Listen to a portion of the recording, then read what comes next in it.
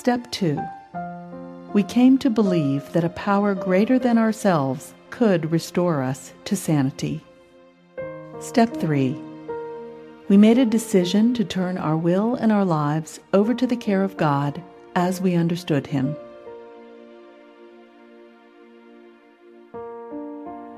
Let's take a few deep breaths and make ourselves comfortable. We make all necessary adjustments and close our eyes. With each deep breath, we feel ourselves starting to relax. We include everything that we're thinking, feeling, and experiencing. We imagine a warm wave of relaxation starting at the top of our heads and melting down our bodies.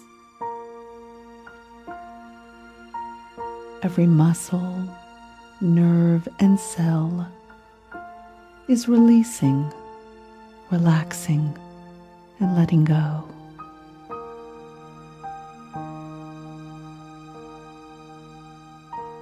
We imagine that any stress, tension, or frustration moves right out of our fingertips and right out of our toes.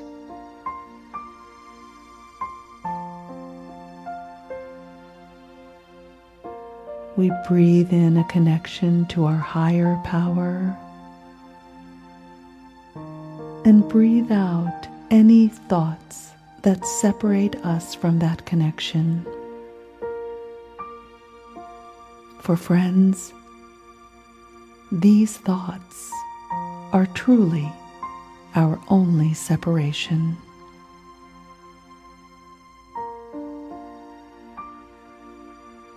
Let's return to our sacred space, the place that we created in nature or our own special room.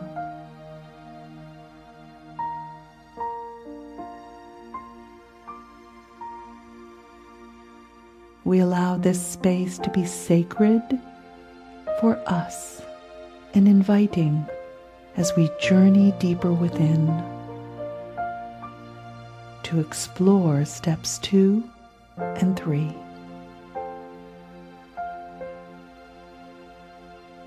This is the place where our higher power comes through like a satellite dish, transmitting inspiration to our highest self outside of our addict's thinking.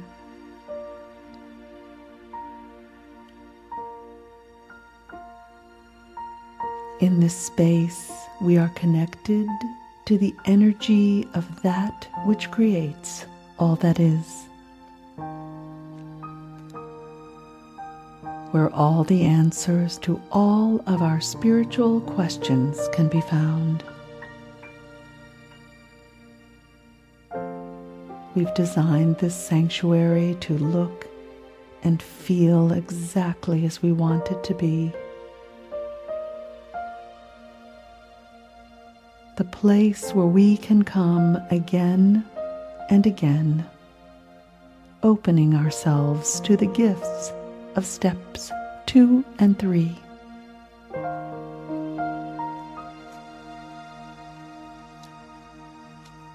Guided by the God of our understanding.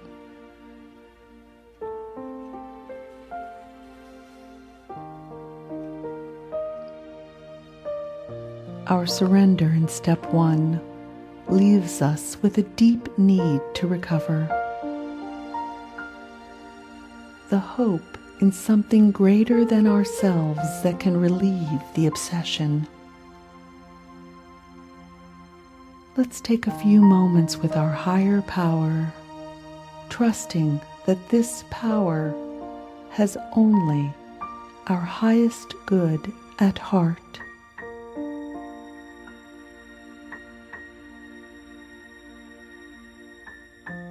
We listen and relate to where other addicts have been as we draw hope from who they've become. In step 2, we come to believe that a power greater than ourselves can restore us to sanity.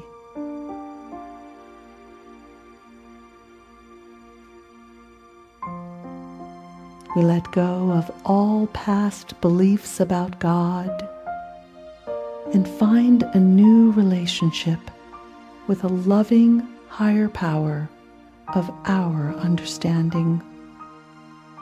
We see how we can experience insanity clean. And we understand that restoration to sanity is a lifelong process.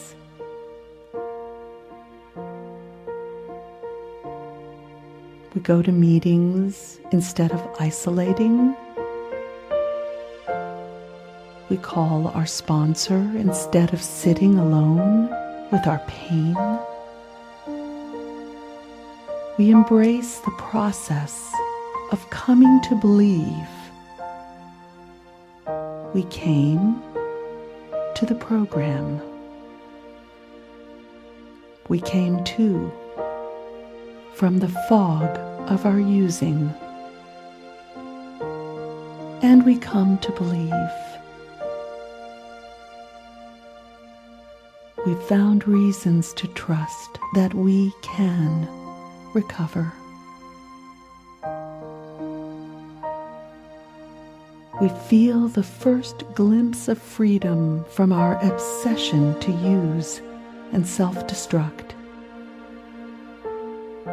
We find hope for a new way of life.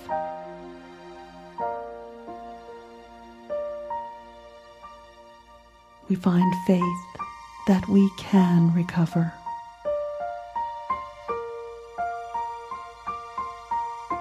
We allow the power of the group to heal us. With each day clean, we discover how deeply our addiction goes. The layers of denial begin to peel away, and we search for something to make us whole.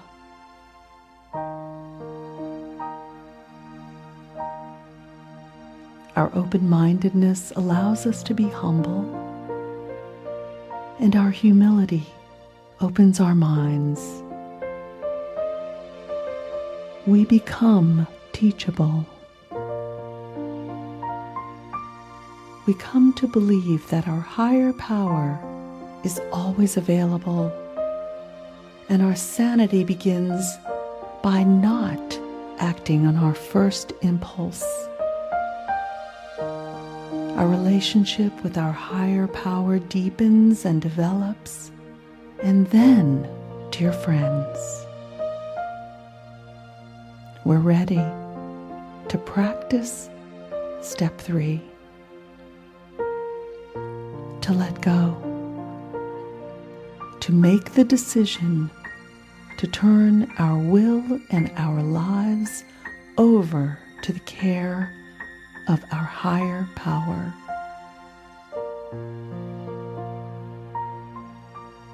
We get out of the way and allow God to work in our lives.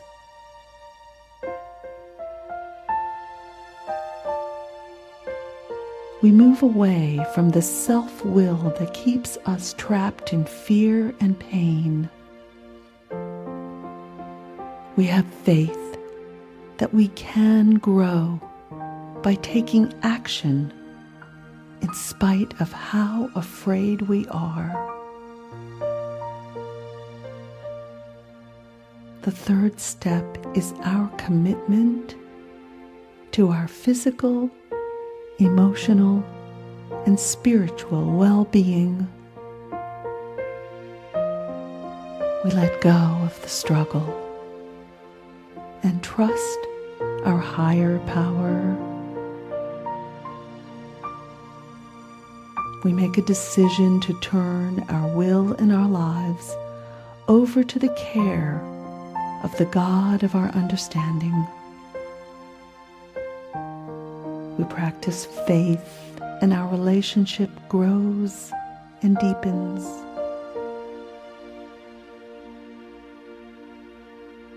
We're freed from worrying about the results, and we become responsible for our recovery. We have many opportunities to practice this step each time we take our will back and think we can control anything.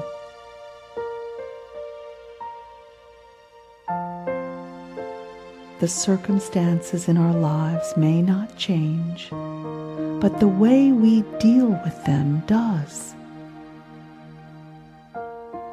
We experience the process of recovery. We develop a sincere desire to have our higher power take care of us. We find serenity and see the world in a better light.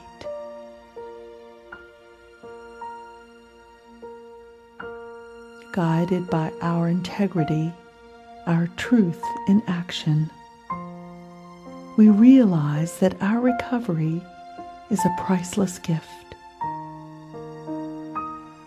that opens the doors to intimacy and new relationships. We laugh and find joy. We accept that moving from a self-seeking life to a life of spiritual principles requires profound change. The change that comes as we move forward to work a fourth step. Let's take a few moments to connect with our higher power and where we are right now.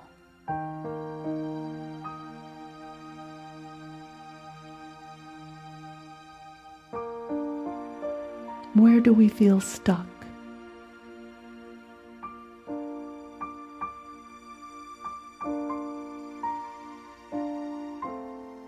We listen for the answers we need.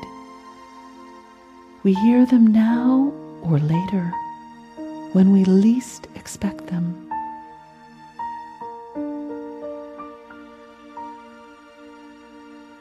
We trust that God is guiding us to exactly where we need to go, to find out exactly what we need to know.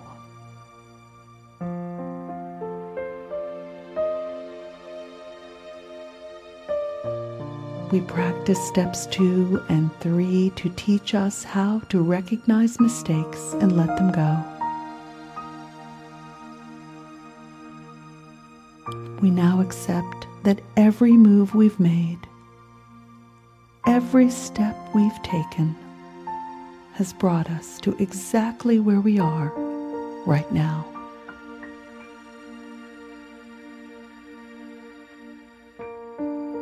What challenges am I walking through where I need to surrender?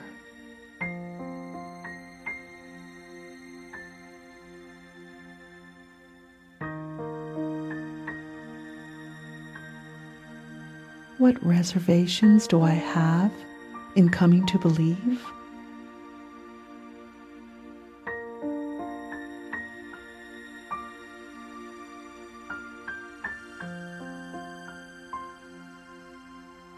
How can I practice greater honesty and faith?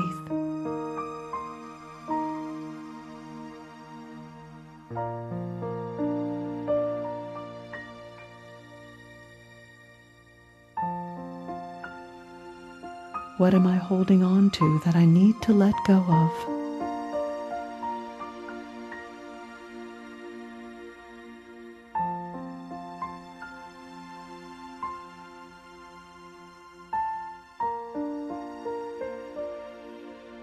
Now, as we return to the present, let's take a few moments to complete our journey to this sacred space.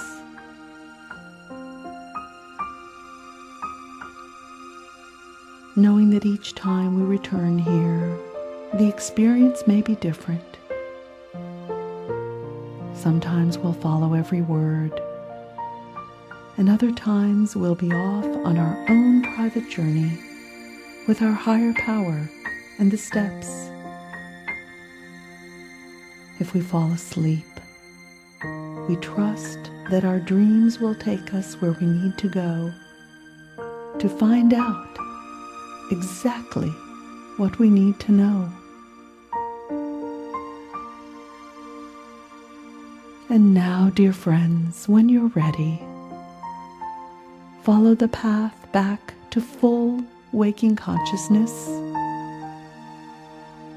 Move your fingers and toes, stretch, and open your eyes, feeling refreshed, rejuvenated, and grateful for taking this spiritual journey through steps 2 and 3. And so it is. And so we embrace our humility right now, and we let go.